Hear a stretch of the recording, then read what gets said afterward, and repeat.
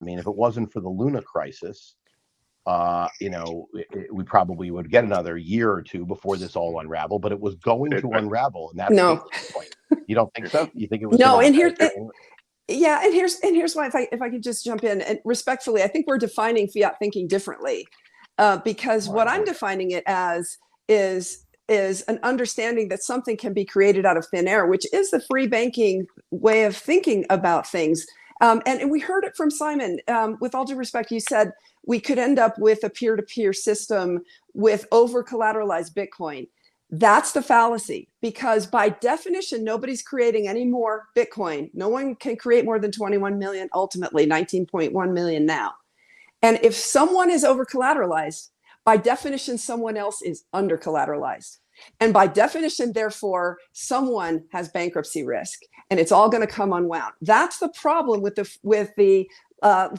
free bankers way of thinking. There is ultimately bankruptcy risk in it, because ultimately there will end up being bankruptcies, and innocent people who didn't understand the risk that they were taking are going to be caught by that.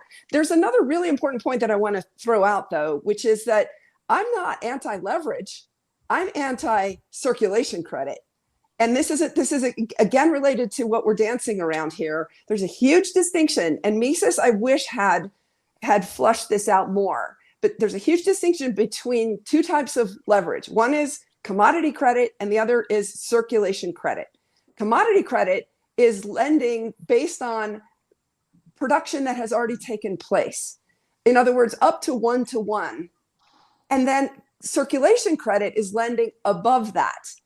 The circulation credit is where you get the fractional reserve banking.